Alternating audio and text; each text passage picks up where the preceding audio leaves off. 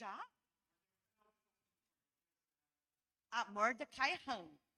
Não vou dar pista. Mardoqueu da tio da Esther. É esse? Não, não é esse não. Mordecai Han. Não, aí eu já falava, vai dar aula domingo que vem. Alguém já ouviu falar do Mordecai Han? Achei que era o Pedro que sim. Ele falou sim. Olha, hein? Ah. O reverendo Samuel Anniston. Alguém já ouviu falar dele? Eu tenho que ler e tirar o óculos para enxergar vocês, que é um desafio. John Wesley. Ilustre e desconhecido na nossa cabeça, né? Ah, esse aqui tá mais fácil. Lucy Farrell. Alguém já ouviu falar da Lucy Farrell? Fecha! Oi? Lucy Farrell. Ah, Lucifer, não.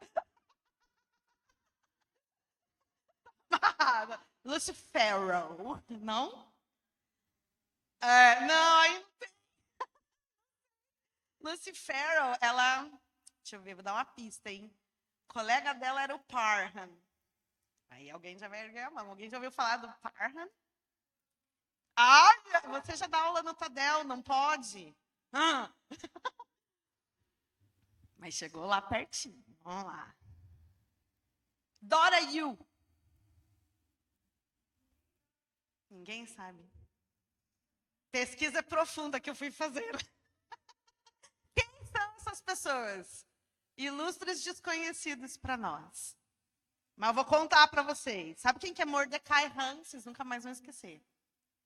Quem ganhou o Billy Graham para Jesus. Billy Graham. Billy Graham, o maior evangelista de todos os tempos.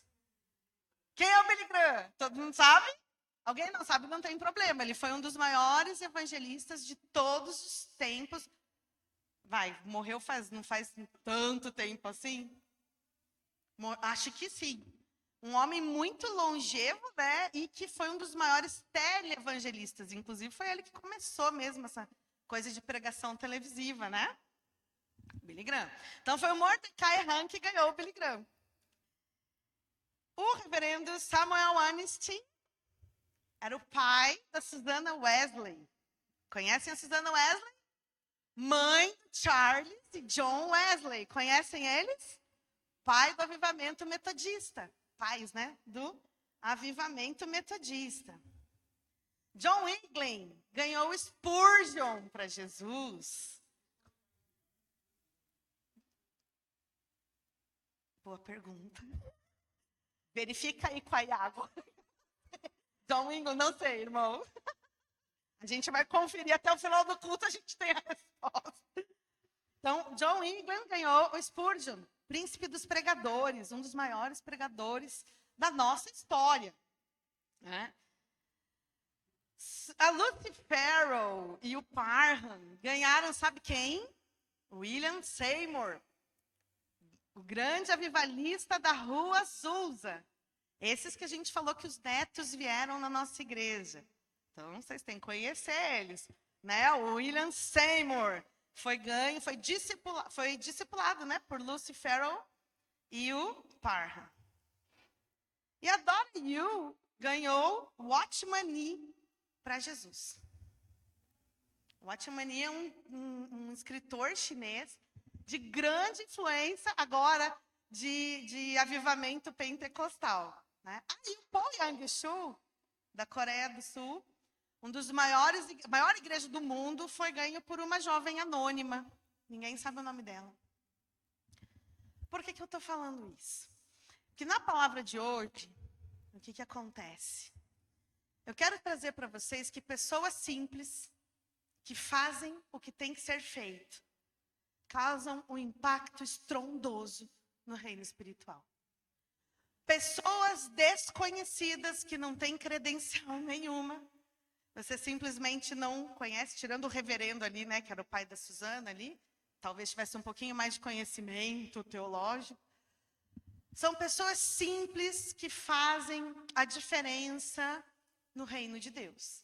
Eu fico imaginando se esses homens tivessem ficado, esses homens e mulheres, tivessem ficado quietos. Não tivessem falado de Cristo. Será que nós teríamos um Billy Graham que ganhou milhões de pessoas para Jesus? Será que nossa jovem anônima, se não tivesse pregado para o Paul Yang-Shu, hoje a Coreia seria de Cristo? Com milhões de membros? Será que se a Lucy Farrell não tivesse discipulado William Seymour, teria acontecido o avivamento da Rua Azusa? Muito possivelmente não. Muito possivelmente não. É claro que Deus, ele usa as pessoas da forma como ele quiser. Deus é Deus. Eu não estou tirando o poder de Deus de fazer as coisas. Mas essas são pessoas que simplesmente se colocaram nas mãos do Senhor e ganharam os maiores nomes da história da igreja.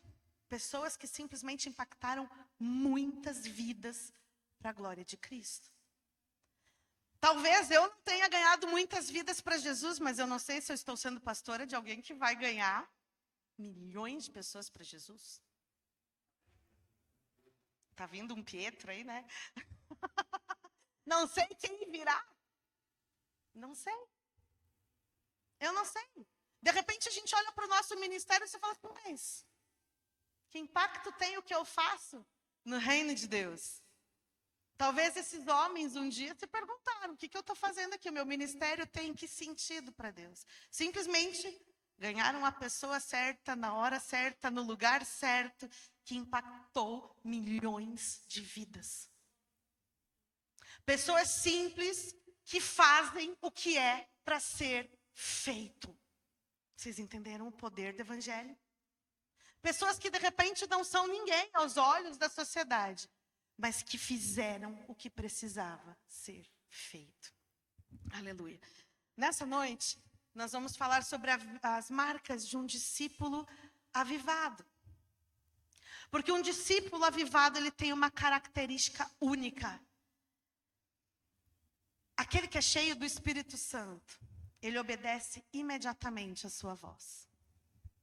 Uma pessoa cheia do Espírito Santo, às vezes, nós temos como ideia que aquele que fala em línguas, nós pentecostais cremos nisso, né? Que para você entender, alguém que foi batizado com o Espírito Santo precisa falar em línguas. Mas não se resume a isso. Nem um pouquinho. A marca de um cristão avivado passa profundamente pela obediência imediata à voz do Senhor. Eu quero ler com vocês Atos 9, que fala assim, ó. E Saulo, respirando ainda ameaças e mortes contra os discípulos do Senhor, dirigiu-se ao sumo sacerdote e pediu-lhes cartas para Damasco, para as sinagogas, a fim de que se encontrasse alguns daquela seita, quer homens, quer mulheres, os conduzisse presos a Jerusalém. Indo no caminho, aconteceu que, chegando perto de Damasco, subitamente o cercou um resplendor de luz do céu, e caindo em terra, ouviu uma voz que lhe dizia: Saulo, Saulo, por que me persegues? E ele disse: quem é, Senhor? E disse o Senhor: eu sou Jesus, a quem tu persegues. Duro é para ti recalcitrar contra os aguilhões. E ele, tremendo e atônito, disse: Senhor, o que queres que eu faça? E disse-lhe o Senhor: levanta-te, entra na cidade, e de lá te será dito o que te convém fazer. E os varões que iam com ele pararam espantados, ouvindo a voz, mas não vendo ninguém. E Saulo levantou-se da terra e, abrindo os olhos, não via a ninguém. E, guiando-o pela mão, o conduziram a Damasco. E este esteve 3 dias sem ver, e não comeu e nem bebeu. E havia em Damasco um certo discípulo chamado Ananias, e disse-lhe o Senhor em visão: Ananias? E ele respondeu: eis-me aqui, Senhor. Aleluia. Então, nós estamos estudando nesse momento a vida de um dos maiores expoentes da vida cristã do Novo Testamento. A conversão do apóstolo Paulo. Agora, se esses homens simples que nós vamos estudar nessa noite não tivessem feito o que era para ser feito, talvez a igreja neotestamentária não tivesse produzido um apóstolo Paulo. Vejam comigo que o Espírito Santo convença o coração de vocês nessa noite sobre a importância de se obedecer imediatamente à voz de Deus, de estar alinhado, sintonizado com o Espírito Santo, na hora em que Ele manda a gente fazer. Nós precisamos aprender a destapar os ouvidos espirituais e obedecer imediatamente. Gente, Paulo teve uma conversão extraordinária. É uma das experiências espirituais mais profundas da Bíblia. Um homem que tem um encontro literalmente com o Senhor ressurreto. E que fica cego. Toda a teologia de Paulo até então acabou em 2 segundos. Ele respirava. Lucas, que era médico, que estava escrevendo isso aqui, ele falou assim, esse homem estava respirando ódio. A motivação de Paulo era o quê? Perseguir os cristãos. Acabar com essa seita chamada Caminho. Porque estava incomodando, estava pregando uma verdade incômoda para quem era um fariseu. Para quem aprendeu a viver um evangelho distorcido, né? Para quem aprendeu a obedecer a Deus. Não com o coração, mas apenas com as letras. Então, Paulo tem esse encontro sobrenatural. Fica cego por 3 dias. Mas homens se posicionaram diante do Espírito Santo para ministrar a vida de Paulo. E o primeiro deles é Ananias, que ele fala assim, e havia em Damasco um certo discípulo chamado Ananias, e disse-lhe o Senhor em visão. Deus deu uma visão a Ananias, chamando seu nome, Ananias. E ele respondeu, eis-me aqui, Senhor. Isso aqui é a resposta de servo, e de servo obediente. E disse-lhe o Senhor, levanta-te, e vai à rua chamada Direita, e pergunta em casa de Judas, por um homem de Tarso, chamado Saulo, pois ele está orando. E numa visão ele viu que entrava um homem chamado Ananias, e punha sobre ele a mão, para que tornasse a ver. E respondeu Ananias, Senhor, de muito ouvi acerca desse homem. Quantos males tem feito aos teus santos em Jerusalém? E aqui tem poder dos principais sacerdotes para prender a todos que invocam o teu nome. Disse-lhe, porém, o Senhor, vai, porque este é para mim um vaso escolhido para levar o meu nome diante dos gentios e dos reis e dos filhos de Israel, e eu lhe mostrarei quanto deve padecer pelo meu nome. E Ananias foi e entrou na casa, e impondo-lhe as mãos, disse-lhe, irmão Saulo, o Senhor Jesus que te apareceu no caminho por onde vinhas, me enviou para que tornes a ver e seja cheio do Espírito Santo. E logo lhe caíram dos olhos como que umas escamas, e recuperou a vista, levantando-se, foi batizado. Gente, sabe quem era o apóstolo Paulo? Um dos maiores perseguidores do evangelho. Claro que aquele ainda não era apóstolo, né? Mas ele era um dos grandes perseguidores do evangelho. A igreja em Jerusalém sofreu perseguições severas demais. Por parte dos judeus, por parte da elite religiosa. E Paulo era fazia parte dessa elite religiosa. Ele estava diante do apedrejamento de Estevão, achando aquilo maravilhoso. Ele era um jovem que estava diante do apedrejamento de Estevão, o primeiro mártir da igreja. Ele achou aquilo lindo. Tem que acabar mesmo com essa seita. Esse Jesus está incomodando Jerusalém. Está acabando com a nossa doutrina. Esses apóstolos estão incomodando. Então ele tinha o quê? Carta dos principais sacerdotes para prender homens e mulheres que pregassem o evangelho a ele. Então, imagina, gente, na cabeça de Ananias, eu fico imaginando para a gente como se fosse o líder do Hamas, né? Se Deus falasse assim, olha, o líder do Hamas, vai lá orar por ele, né? Se fosse hoje, eu fico imaginando alguém assim, muito com esse perfil terrorista e o Espírito Santo falando para ele, vai lá e você vai orar por ele. Porque ele está tendo uma visão nesse momento, que é você que vai orar por ele. E as escamas dos seus olhos cairão por terra. Aleluia, louvado seja o nome do Senhor. O que foi que Ananias fez? O que era para ser feito? Ananias foi. Foi e orou. E as escamas caíram dos olhos de Paulo e ele foi batizado. Ananias operou dons de cura aqui, né? Colocou as mãos sobre a cabeça de Paulo e Paulo foi curado da sua cegueira. Olha aqui os dons espirituais operando já na vida da igreja. De quem? De um homem comum. O que a gente sabe sobre Ananias? Só isso. Não vai confundir com Ananias, que era casado com a Safira, que deu um olé lá na hora que vendeu o terreno, reteu uma parte, que ele lá morreu no capítulo 5. Esse aqui é um Ananias obediente, cheio do temor de Deus e pronto para obedecer. Por que nós não estamos nessa pegada de igreja de Atos dos Apóstolos? Porque nós somos lentos demais para obedecer. Eu tenho certeza que se fosse hoje, o Senhor ia falar, fulano, vai orar na rua direita, orar pelo Paulo. Acho que eu tenho que orar. Não, Deus tem que tocar no meu coração. Deixa eu fazer uma prova para ver se é para eu ir mesmo. Eu preciso de uma confirmação de uns 10 profetas, se é para eu ir mesmo. Né? Aí depois de 10 confirmações, mas será que eu tenho que ir mesmo? Não, pensando bem, eu tenho uma situação aqui, mas quando eu me aposentar, eu vou. Você já pensou se fosse assim? Quando eu estiver de férias, eu obedeço. Quando eu for promovido, eu faço o que é para fazer.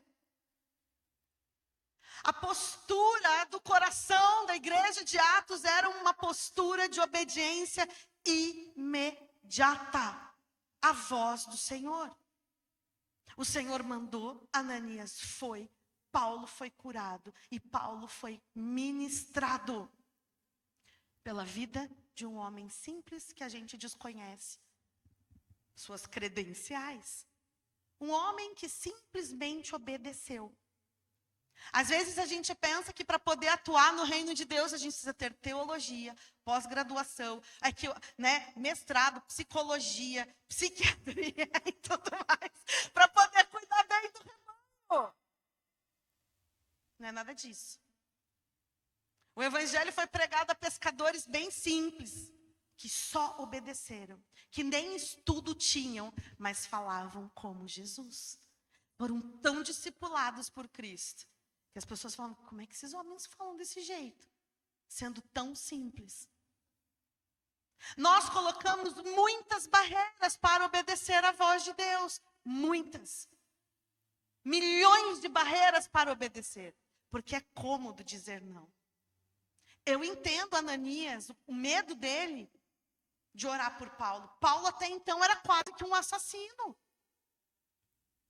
A vida dele estava em risco. Mas o que eu quero dizer para você nessa noite é que se você faz o mínimo bem feito, é o suficiente do reino de Deus. Você pode até achar estranho agora. Eu não tenho que dar o meu melhor para Deus, sim, tem que dar. Mas se você fizer o mínimo bem feito, as coisas vão acontecer. A questão é que a gente não tem feito nem o mínimo. E o que é o máximo? Dar a vida pelo evangelho. Esses homens todos deram a vida pelo evangelho. Se tiver que morrer, se Paulo vier me matar, Deus não poupou o Estevão. O Ananias pensou assim, tudo bem, eu vou lá, obedeço Jesus me mandou, eu vou lá, e se Paulo me matar? Morrer é lucro. Viver é Cristo. Eles não tinham nem medo de morrer. Queridos, hoje o Senhor não está requerendo a sua vida. Jamais que, hoje em dia, raríssimas pessoas entregariam a vida por Cristo. Nós estamos num nível espiritual tão raso, que se vier de fato uma perseguição sobre a igreja brasileira aqui, onde nós estamos, pouquíssimos vão ficar firmes e entregar a vida e morrer pelo evangelho. Entenderam? Mas o mínimo bem feito, que é obedecer à voz de Deus e fazer, já traz um grande impacto espiritual. Veja que interessante isso. Mas nem o mínimo nós estamos fazendo. O mínimo que é orar. O mínimo que é ler a palavra de Deus. O mínimo que é participar da Santa Ceia, o partir do pão. O mínimo que é ter comunhão nas células. O mínimo nós não estamos fazendo. E isso é muito sério. Isso é muito sério. Porque como que as pessoas serão ganhas? Como que as pessoas serão alcançadas? Se nós estamos muito acomodados com os nossos problemas. E eu não estou deslegitimizando os seus problemas. Eu também tenho situações dificílimas para resolver. Todos os dias. Quando eu falo assim, uau, surgiu uma que eu não estava esperando. Né? Tá lá, tá tudo bem, tá tudo lindo. De repente, eu não esperava esse golpe de Satanás aqui, né? Vem. Nós temos problemas. Você acha que o Ananias, será que não tinha as preocupações dele? Mas eu tenho família. E se eu for morrer? Eu tenho trabalho. Gente, a gente pode colocar 1000 declarações diante do Senhor. Jesus só quer que você faça o mínimo bem feito. Faça. A inércia é a pior coisa que existe. É a inércia que nos leva para o inferno. Porque aquele tímido que ganhou um galardão de Deus e não fez, enterrou porque tinha medo, Deus falou, então agora você vai para o inferno, porque você não fez nada. Isso que acontece quando a gente não faz o mínimo. Entenderam? É isso que acontece. Vocês não querem, não tem problema, mas vocês não vão desfrutar da minha presença. Entendam como isso é sério. O que Deus está nos chamando nessa noite? A obedecer. A levar os dons que Deus tem derramado sobre nossa vida, a vida dos nossos irmãos. Deus te deu o dom de curar, vai lá e ora para a pessoa que está enferma. Deus te deu o dom de profetizar, profetize, fale. Deus te deu visão, eu não sei que dom Deus deu para a sua vida, mas faça. E multiplique, e obedeça imediatamente. Deus te deu uma visão e falou contigo, obedeça. Porque às vezes as pessoas compartilham com a gente visões, sonhos. Daí a gente fica pensando, mas não vai fazer o que Deus mandou? Não, não faz. Às vezes nem Deus falando com a gente é o suficiente para a gente fazer alguma coisa. Amados, é tempo de nós mudarmos, porque uma pessoa cheia do Espírito Santo, ela obedece à voz de Jesus. Veja, o Espírito Santo ele foi derramado sobre a igreja para glorificar Jesus. Então, se Jesus pede alguma coisa, o Espírito Santo vai compungir o nosso coração a obedecê-lo. Aleluia! Ele quer glorificar Cristo o tempo todo. Então, o papel do Espírito Santo é edificar a igreja, o quê? A obedecer o mandamento de Cristo. Glória a Deus por isso. Vocês querem ver outro cara que eu mesma nunca tinha reparado na Bíblia que ele existia? Está aqui no 9:11, que fala assim, ó. Cadê? E disse-lhe o Senhor, levanta-te, vai à rua direita e pergunta em casa de Judas, por um homem de Tarso chamado Saulo, pois ele está orando. Quem é esse Judas? Não é o Judas que traiu Jesus, porque esse aqui também já tinha morrido a essa altura do campeonato. Quem é esse Judas? O cara que obedeceu a instrução de Jesus de receber Paulo na sua casa. Só fez isso. Quem era Paulo, assassino? Imagina quantas coisas. O que minha mulher vai dizer? Eu tenho filhos, posso pôr meus filhos em risco. Não sei o problema que ele vivia naquela hora. Mas ele acolheu Paulo na sua casa. Ele acolheu Paulo na sua casa. Eu fico imaginando, porque às vezes a gente olha pessoas impensáveis, né? Muitos improváveis vêm na casa de Deus. E muitas vezes a igreja não está pronta para receber. Paulo era um improvável. E talvez as pessoas não quisessem receber Paulo na sua casa. Queridos, Judas abriu as portas da sua casa para obedecer Jesus. Foi ali que ele comeu, ele ficou em jejum, né, na verdade. Então, Paulo ficou em jejum, na casa dele não deu nem gasto nenhum.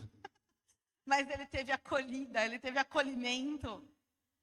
Hoje, a igreja de Cristo precisa de casas. Poucos estão disponíveis para abri-la. A minha casa não, dá trabalho. Eu, receber isso aí, todo mundo, toda semana. Não dá, vou ter que limpar a casa, vou ter que arrumar, vou perder meu tempo, não sei o quê. É só fazer o básico bem feito, abre a porta da tua casa. Recebe as pessoas em casa. E você vai ver a diferença do que Deus faz na tua vida, queridos.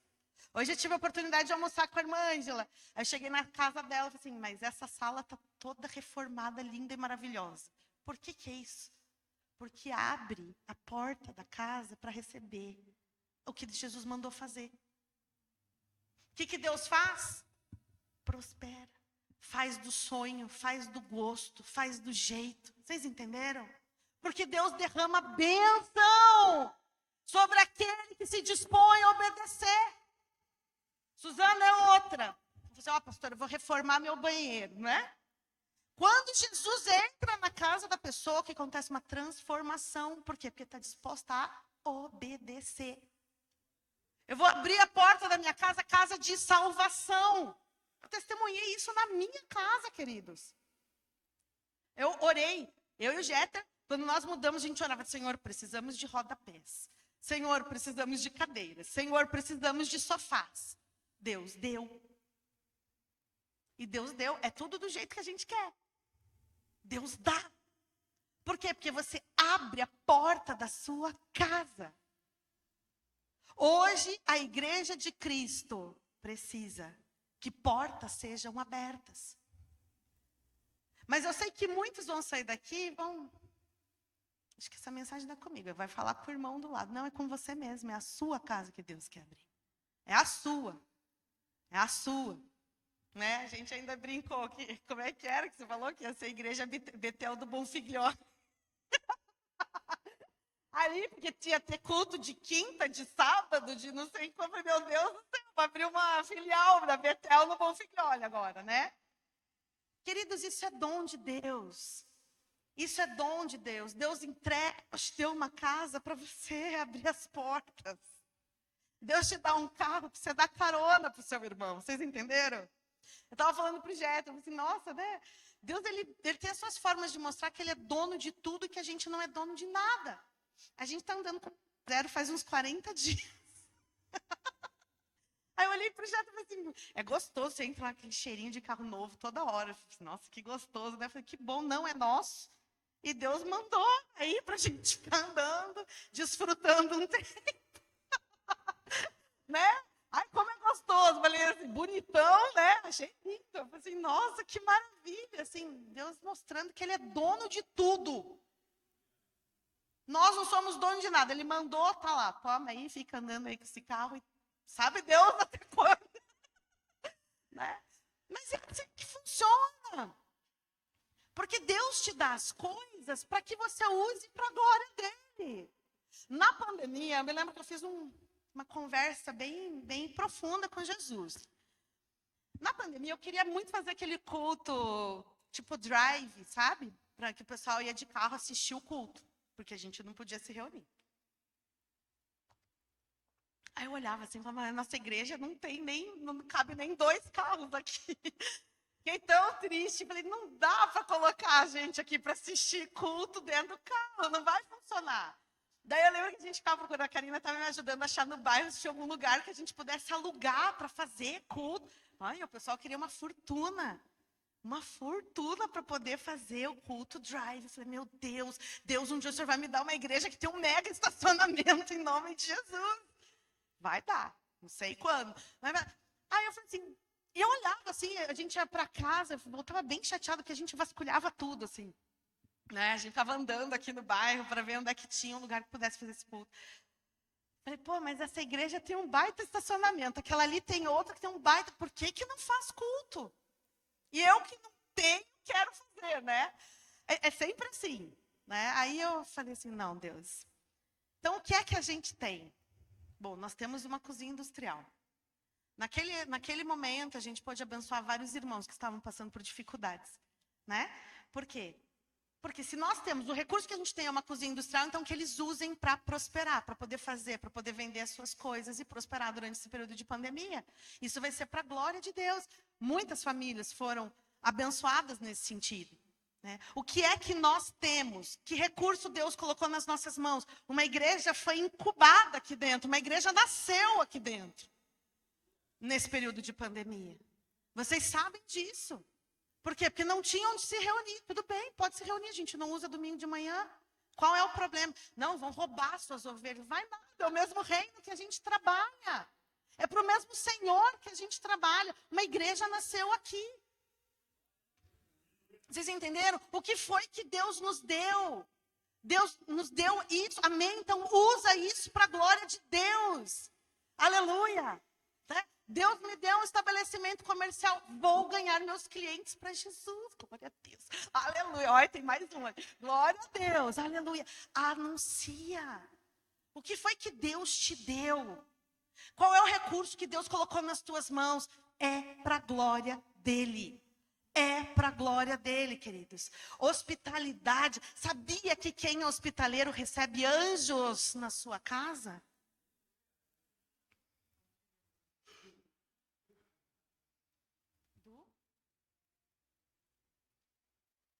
Do moço ali, da agora?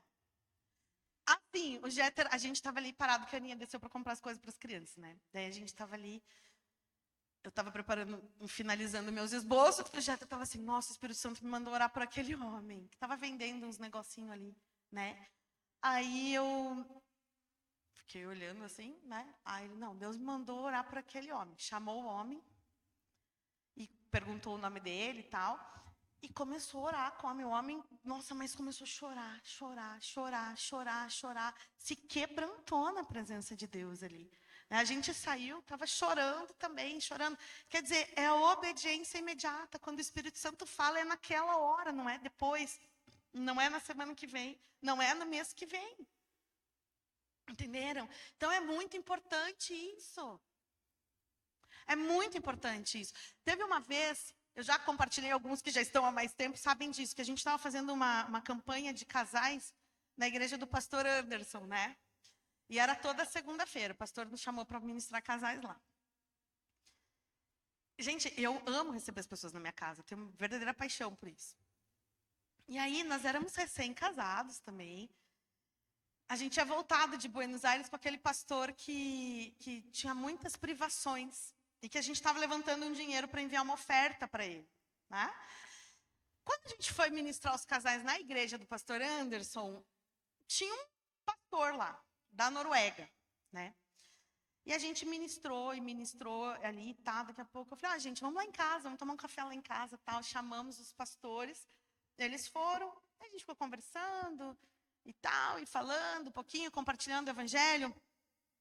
E daí, no final, vamos orar. Amém. Quando nós terminamos a oração, eu tinha mostrado fotos desse trabalho que o pastor fazia na Argentina, mas eu não tinha intimidade nenhuma para pedir dinheiro. E eu falei assim, bom, tá aqui, esse aqui é o trabalho que o pastor faz na Argentina e vamos orar. O pastor que visitou, que era da Noruega, ele falou assim, olha, o Espírito Santo me mandou uma oferta, me mandou dar uma oferta para esse pastor. Eu pensei assim, meu Deus, por quê? Naquela semana, nós tínhamos proposto no nosso coração enviar, na época era R$800, que era o valor de jogos de pneus para ele trocar o pneu do carro dele. era dia 30 de janeiro, nós tínhamos R$ 500 para enviar de oferta.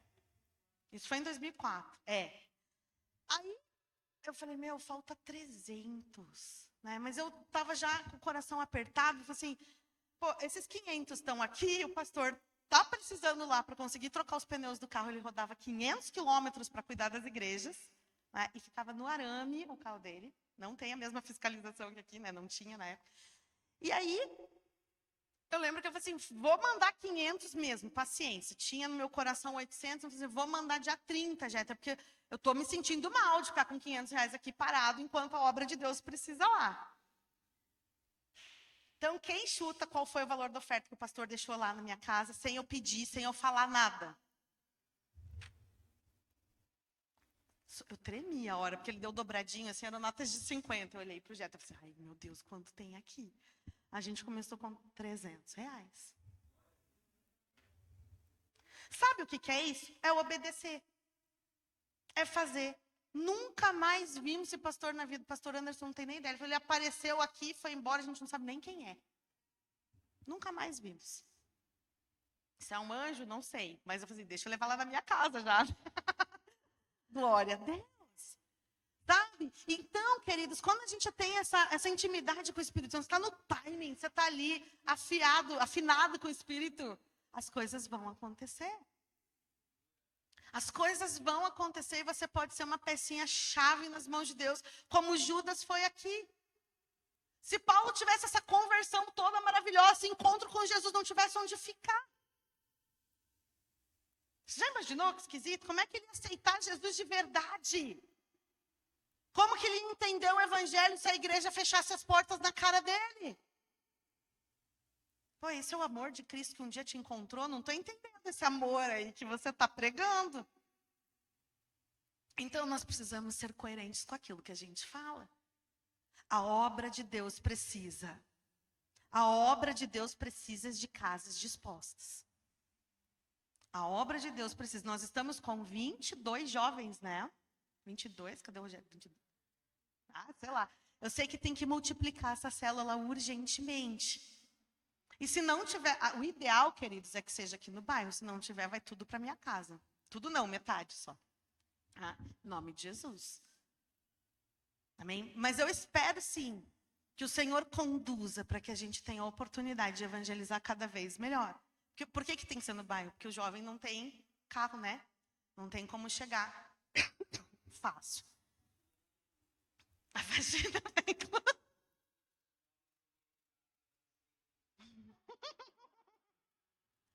Comem bastante? Comem. Mas levam a comida deles.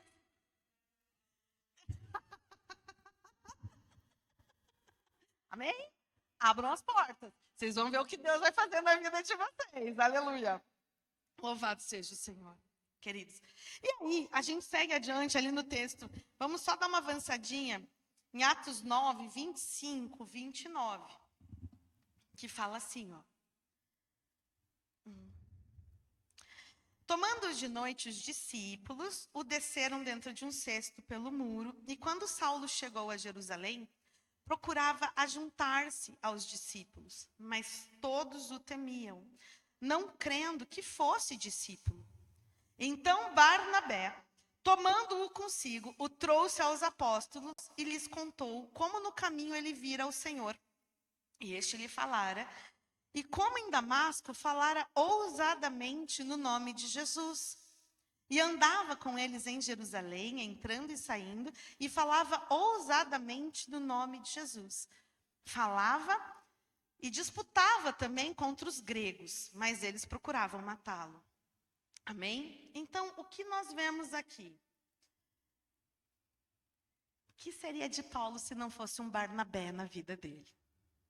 Queridos, o discipulado é importantíssimo. Esse é outro mandamento básico de Jesus. Façam discípulos de todas as nações. Então, a partir do momento que a gente não entende essa verdade mínima do evangelho, a gente não entendeu o resto do evangelho. Quando a gente olha, né, para um Paulo que tenta se associar aos discípulos e os discípulos têm resistência de recebê-lo, nós poderíamos ter abortado um apóstolo Paulo aqui espiritualmente, nesse momento. não fosse um homem cheio do Espírito Santo, o apelido dele era o quê? Consolador. Né? Barnabé tinha esse apelido de filho da consolação, que é o mesmo nome de Paráclito, né? Filho da consolação, consolador. Barnabé era cheio do Espírito Santo. Se esse homem não tivesse afinado com o Espírito Santo, a gente tinha assassinado espiritualmente o apóstolo Paulo aqui. Olha a resistência para esse homem nascer espiritualmente. Se Ananias tivesse dito não, se Judas tivesse dito não, se Barnabé tivesse dito não, onde estaria o apóstolo Paulo? Onde estaria o evangelho hoje para nós? Porque ele foi quem pregou os gentios. Foi ele que levou esse evangelho às nações. Você tem que ser a peça-chave do tabuleiro de Deus, do jogo de xadrez, nas estratégias de Deus. Você tem que ser usado por Ele, para a glória dEle. E colocar as resistências carnais, humanas e mundanas por terra.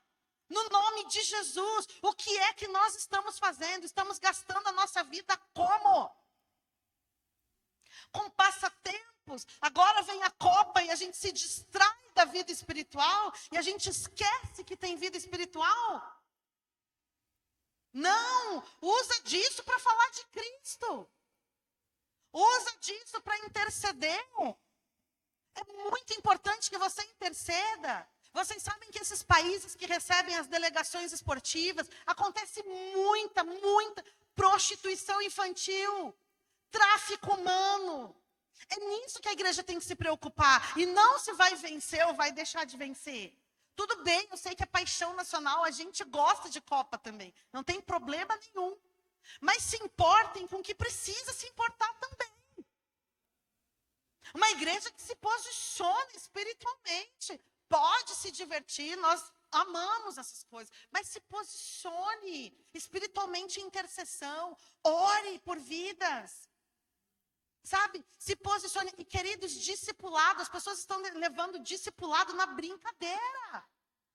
Eu pedi permissão para o pastor, seguinte, discipulador, querido, fazer uma convocação aqui. Não participou do discipulado em 30 dias? Me avisa, por favor. Porque a gente tem que andar. Eu estava jogando xadrez com o Jeto, falando, meu Deus, como é que a gente coloca esse aqui para ser discipulado com aquele outro? Ai, não dá com esse, não dá. O que é isso, gente? A igreja tem que estar pronta para receber as pessoas. Quem pisar ali tem que ser discipulada, acompanhada, trabalhada com Jesus. Quem não quer, tudo bem, mas não atrapalha quem quer andar. Entendeu? Não, eu vou fazer não sei o quê, mas nunca dá. Às vezes 6 meses e não alinhou um discipulado ainda. Amém, queridos. Entenda que o nosso propósito é com Cristo em primeiro lugar. E Jesus mandou fazer discípulos. Se você nesse momento não está pronto, não está alinhado, não tem problema. Ninguém vai te obrigar a ser discipulado. Mas não deixa a gente amarrado, entendeu? Achando que as coisas vão alinhar e não alinham. Caminha. Tem gente que precisa ser trabalhado por Jesus. E a igreja não pode impedir isso. Foi o que Barnabé fez com Paulo. Ele apresentou Paulo para os discípulos. Ele tirou o medo dos discípulos de recebê-lo. Ele foi firme. Caminhou, foi mentor de Paulo inicialmente. Paulo ficou com eles ali. Paulo leu o evangelho muito também através da vida de Barnabé. E se tornou o homem que se tornou. Pessoas simples fazendo o que precisa ser feito. O que é que precisamos fazer, igreja? Ter vida de oração, vida de doutrina, é estar na casa de Deus, é não trocar a adoração do Senhor por outras coisas. Quero ver se tiver Copa no domingo à noite, como é que a coisa vai ficar. Vamos descobrir os crentes verdadeiros daí. Não é? Não sei se tem, vocês já devem ter conferido. Tem, Rodrigo, ou não tem? Avalia aí, vê pra gente se tem ou não tem, porque daí a gente já descobre. Amém? Vai ter culto no domingo, na Copa à noite. Amados, nós precisamos nos despertar para a verdade de Cristo. Nós precisamos nos dispor ao Senhor. O Senhor está falando, eu preciso de você. Eu preciso usar a tua vida, eu quero usar a tua vida. Eu preciso usar a tua vida. Como é que Deus vai te usar, queridos? Como é que o Senhor vai te usar? Quem sabe o Senhor vai colocar nas tuas mãos aquele que vai ganhar milhões de vidas para Cristo. Quem sabe através da sua vida alguém vai levar essa mensagem, sabe Deus aonde? E alcançar aquela vida que vai trazer um grande impacto, né, numa sociedade. Nós não sabemos aonde as nossas sementes estão caindo. Nós só fomos chamados a obedecer e semear. Então, nessa noite, eu quero orar para que vocês continuem sendo cheios do Espírito Santo. Eu quero orar para que vocês transbordem do Espírito Santo em dons, em virtude, em fruto, em tudo que